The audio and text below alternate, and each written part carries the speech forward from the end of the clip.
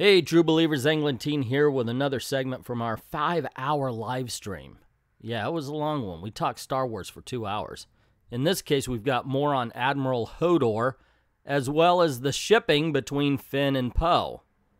Still joined by Comics Division and my brother Chef Jack.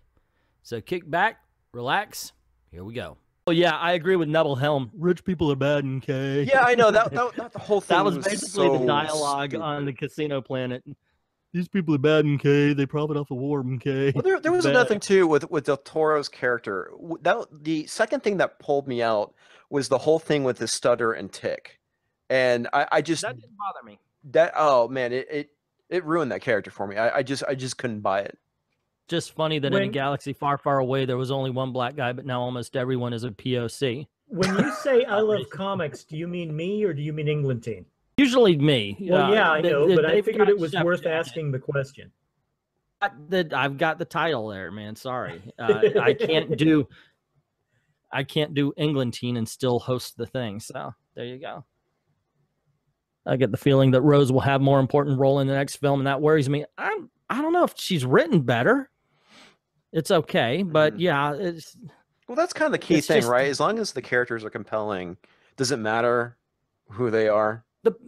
This movie, though, it seems like they had a great idea for a whole. They had a great idea for a whole bunch of scenes, but they didn't really know how to bring them together. And that's the problem. It really does look like somebody drew the what do they call those?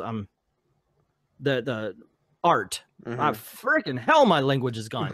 But somebody did the storyboard saying, well, this will look like this, and they just loved it so much they decided, okay, we've got scenes, let's put them together.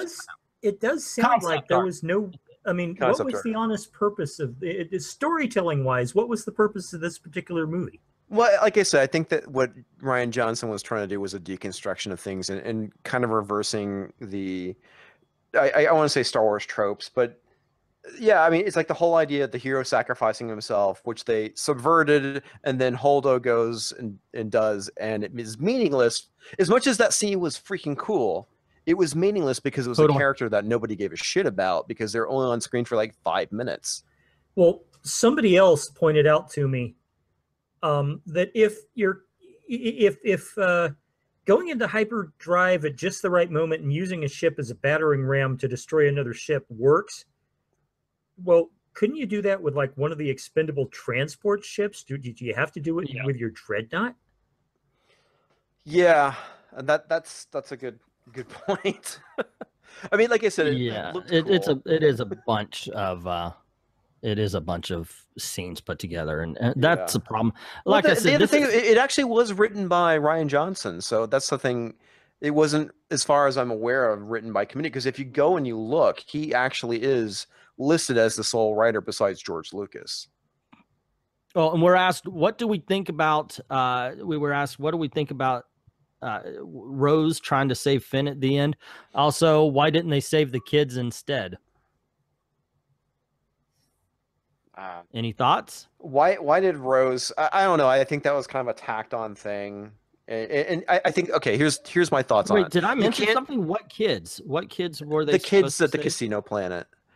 The reason why you couldn't have Finn go sacrifice himself, because you would have 2 moments in that movie of somebody doing that. So you have to have one. So I think the reason why they did that was so Holdo can have her moment, which, again, like I said, was really meaningless because nobody gave a shit about her because she was only on screen for 5 minutes. Leonardo Duvall says that...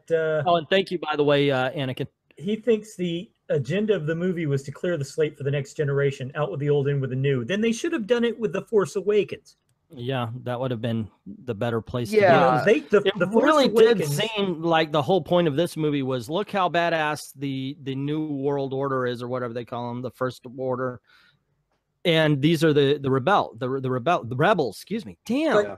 We already knew that. The problem is they completely ignored, they destroyed everything that the first 3 movies. And by that, I mean Star Wars, Empire Strikes Back, and Return of the Jedi. And Star Wars is always going to be Star Wars because I watched it before they tacked on that silly episode 4 bullshit. Yeah. Star Wars is you got Star Wars Empire Strikes Back and Return of the Jedi. It's not Star Wars episode 4 A New Hope. It's Star Wars.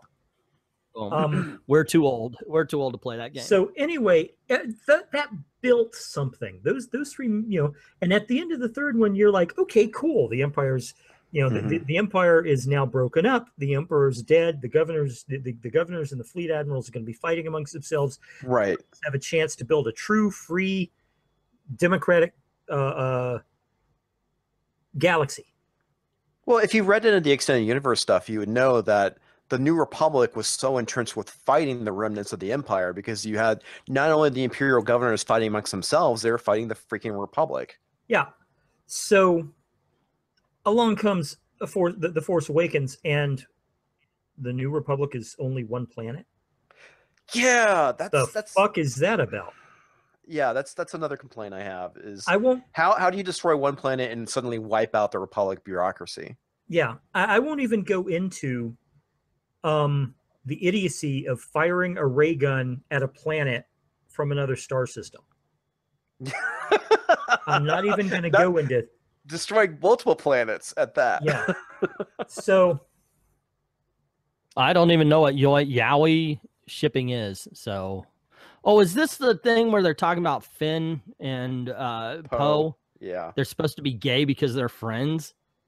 Yeah. This is like this is modern SJW thinking. It's the thing that made it's anime Harley.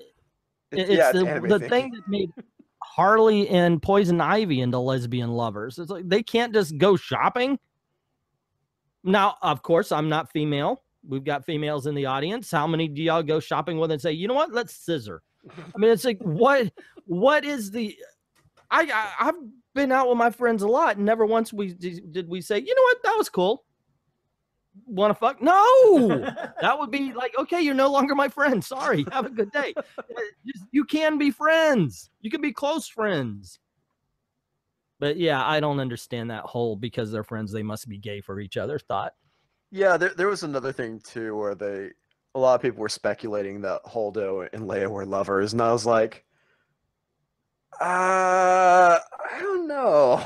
That's just Yeah, what possible evidence do you have for that? Well, they were talking. Well, they were talking, and they were affectionate towards one another. They must be gay. Right. Yeah, it's geez. I mean, and then you have all the freaking articles being written about it, and it's just like, I don't know if you saw the one which I thought was pretty funny. It was talking about the scene with Luke and Sounds Rey. like something Gabby would write. Yeah, it does. And it's like talking about how Luke is sexually harassing Rey, and I'm like, what the fuck, people? Wait, what? How? Oh, because the green milk scene where he milks the sea cow, and he's like, he's sexually harassing that creature he's taking the milk directly from, maybe, not Rey. I know, but it's just because I'm glad we found out where the blue milk comes from. Yeah, I just thought that was so fucking hilarious, and that was like an IO9 article. I was just like, for fuck's sake, people. The only thing I wondered is, do those creatures just sit around waiting to be milked? I mean, it didn't have anything to say about Luke just walking up and using it as a spigot. You know, it's just, that's what I wondered. It was like, well, that was bizarre. It's not like it was farmed or anything, or is that a particular farm for that creature? Well, the immediate thing I thought about was the whole blue bantha milk thing that is like a kind of a trope in Star Wars, and then you have like the sea cow thing. So I thought it was more of a throwback to that than anything else. Mm-hmm. And it's like, yeah, he was doing it to just be kind of like this is what it is. This is what it's like to be a Jedi.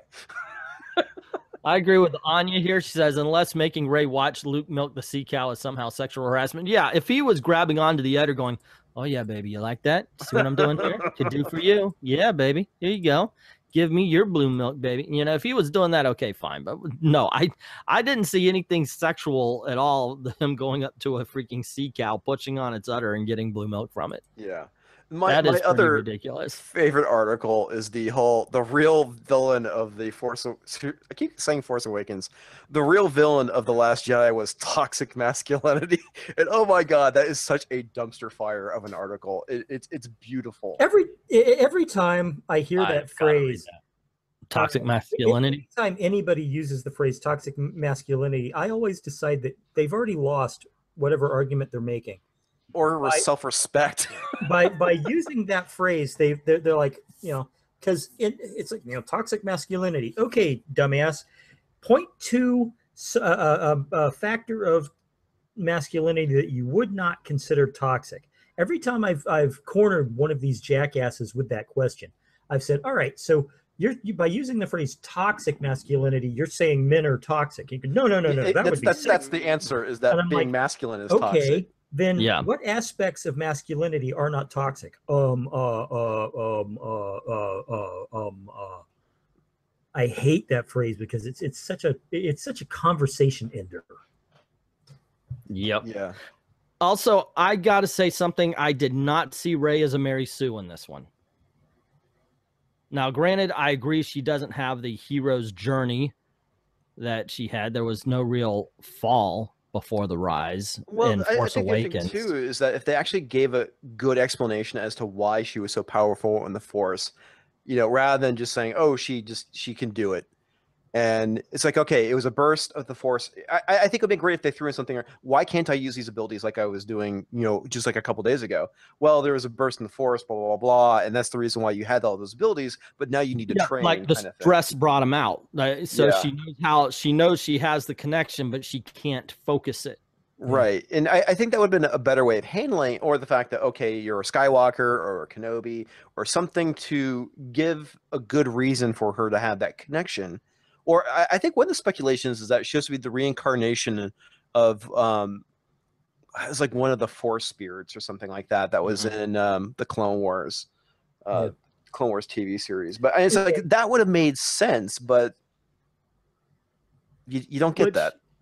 You brought up something else, that there seems to be a whole bunch of stuff where we were anticipating and we were given like subplots in the first movie in Force Awakens that just went nowhere in this movie.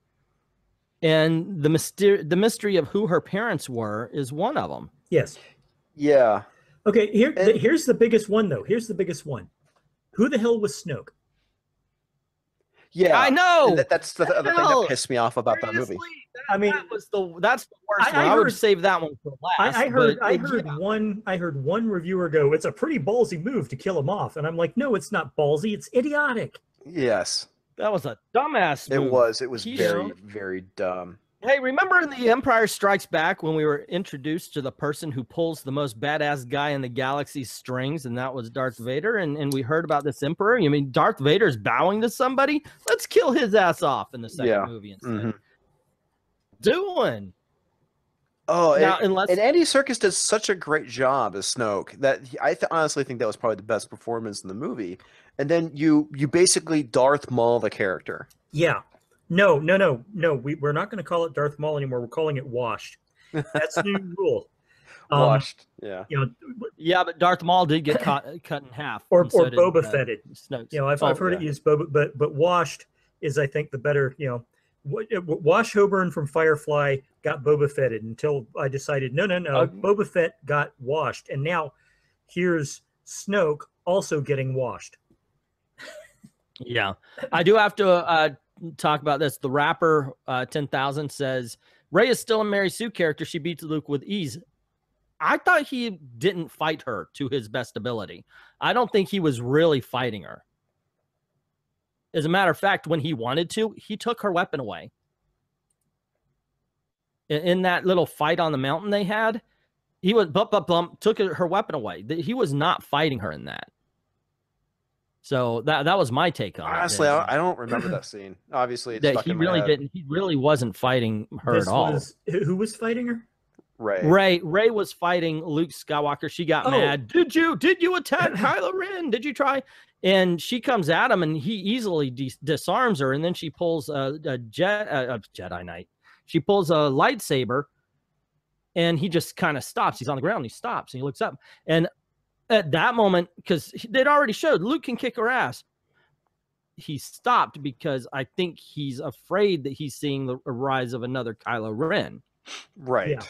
I don't think she beat him easily. That's what I got out of it, though. Well, and I had to agree. A lot. The reason why people say she's a Mary Sue is because in The Force Awakens, she can fly. She's a great mechanic. She can use the Force with no real flaws. You know, Rey has no substantial flaws. So I do have to agree. She is completely a Mary Sue. Okay. But now, for that reason, I can see.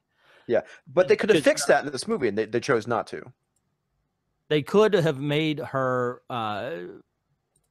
brash and unwilling to listen. That could have been her flaw. Right. And that could lead to problems later. Because if she thinks she can do everything, if she knows she can do everything, that can lead to certain things happening down the line.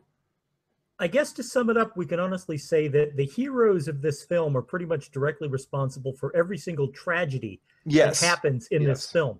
Yes. Basically. I mean, Poe commits a mutiny to prevent the evacuation plan without bothering to learn why it's a good idea. And yeah, it turns out not to be a good idea, but for reasons nobody could have seen. Finn and Rose get the hacker sells them out, enabling Hux to pick off the evacuating craft. Holdo never tells anybody the plan, which leads to Poe and Finn taking all of the above actions. Oh, hey, huge casualties. David Deister, thank you very much. And he says that this should have been called Star Wars, the movie where everyone is an idiot. Basically. Yeah, very.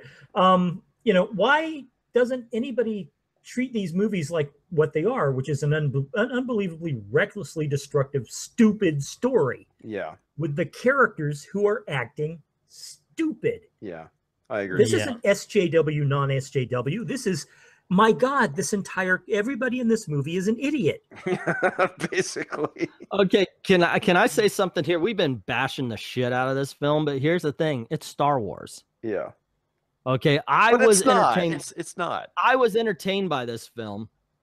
I'm going to say some good things about it. So, you know, bring out your SJW cut thing. So I thought it was grand. Music was great. Special effects on point. And I was entertained by it until I started thinking about it. You know, while I'm watching it, the visceral viewing, just sitting down and letting myself be taken on the journey, I enjoyed it. As soon as I turned it off and went, well, okay, what would I say in a review? I was like, oh, shit. Yeah, and that, yep. The only thing that brought me out of the movie where I was like, oh, that's bad, was the bit with Carrie Fisher dying in space and then being revived. Like, oh, that was bad. Yeah, that pulled me out, too. Yeah, but otherwise, like I said, I was entertained. I can see why some people would like this. If you just let yourself go to it, it can be entertaining. But the moment you start thinking about it, obviously, it falls apart. Yeah. The things I liked about... I'm sorry, Jack, go ahead. So on the scale of Battle Beyond the Stars to Star Crash, where does it fall in enjoyable, horrible movies?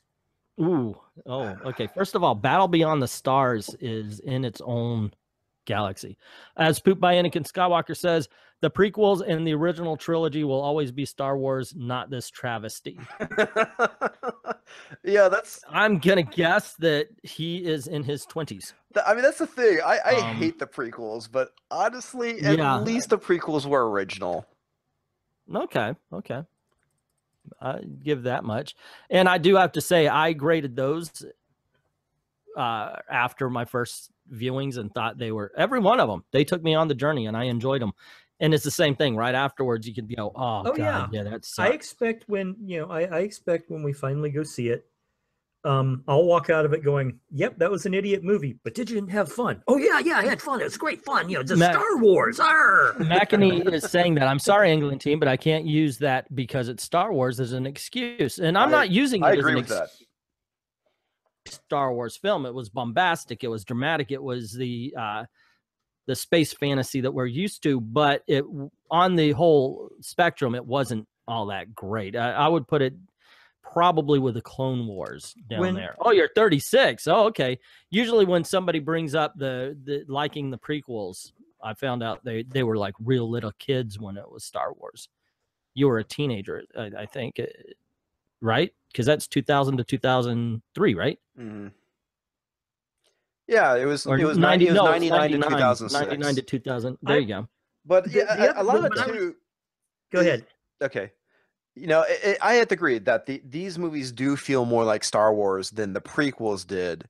The prequels were a mess for a whole nother, different set of reasons. Mainly because they just weren't enjoyable. It didn't feel like Star Wars. Where this is, yeah, it's more enjoyable in certain aspects.